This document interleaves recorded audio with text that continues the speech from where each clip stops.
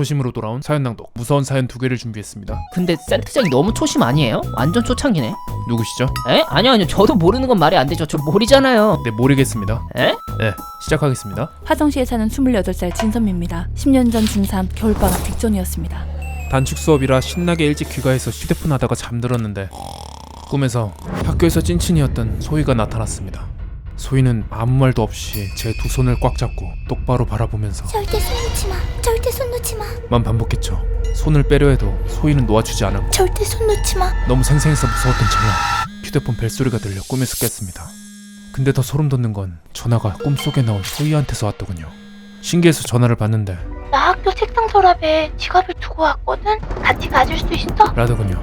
귀찮았지만 의리를 생각해서 알겠다고 응했습니다. 그런데 학교에서 만나도 되는데도 굳이 집까지 데리러 온다더군요. 게다가 집 앞에 도착한 소희의 행동이 뭔가 이상했습니다.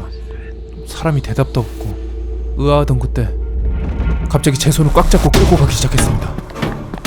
게다가 학교 방향이 아니라 사람도 가로등도 없는 외진 곳으로 향했습니다. 무서웠던 건 손이 빠지지도 않고 가위 눌린 것처럼 몸이 움직이지도 않았죠.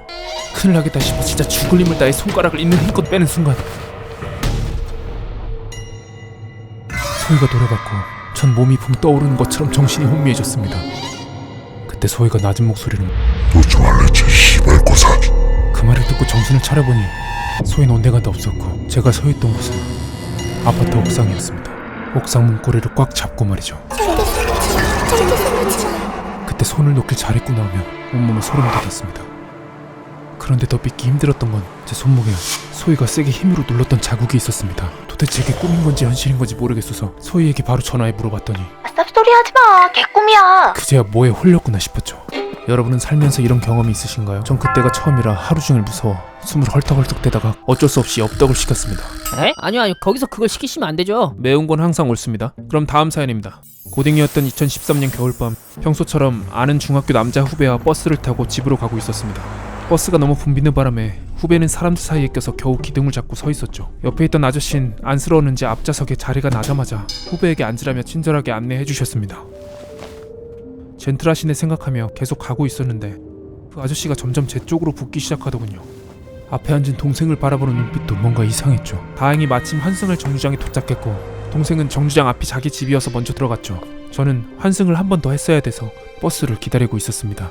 그런데 담배 냄새가 유난히 독하게 느껴져 뒤를 돌아봤더니 아까 그 아저씨가 저를 똑바로 보며 담배를 피우고 있었습니다. 사람들이 우르르 내려서 못 받겠거니 우연히 같은 정류장에 내린 거겠거니 애써 생각했지만 혹시 아저씨가 저를 따라 내린 거라면 곧 타려던 환승버스도 같이 탈까봐 무서워 그 아저씨가 고개를 돌린 틈을 타 몇십 미터 정도 걸으면 나오는 다음 정거장으로 향했습니다.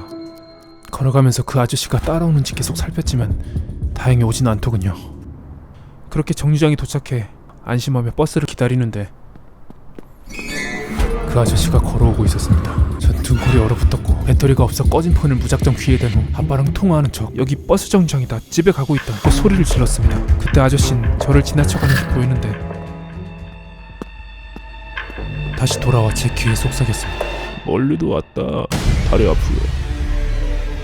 그리고 씩 웃으며 반대 방향으로 걸어갔습니다. 저는 수족냉증이 올 정도로 무서워 가지고 있는 건 마이비 버스 카드밖에 없었지만 바로 택시를 잡아 탔습니다. 그 아저씨는 다음 정류장에서 버스를 기다리고 있더군요. 애초에 환승하려면 처음 내렸던 정류장에서 타는 게 더 자연스러웠을 텐데 그 모습에 비로소 깨달았습니다.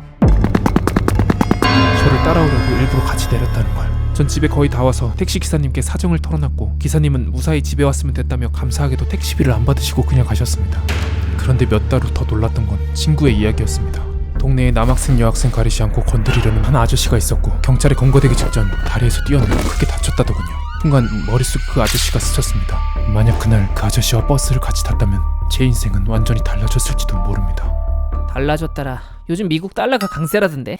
갑자기 왜 공포 분위기에 초를 치시죠? 사연자분의 인생 이야기인데 말이죠. 아까 아저씨도 헐떡 엽떡들이 쳤으면서? 안되겠네요. 2026 사연 낭독 이것으로 종영하도록 하겠습니다. 아니요 그럼 저 때문에 끝나는 것 같잖아요. 그럼 오늘은 여기까지입니다. 여러분 사연 낭독 특집은 원래 3부작이었대요. 오해하지 마세요. 그럼 저희는 언젠가 또 돌아올 수 있을까요?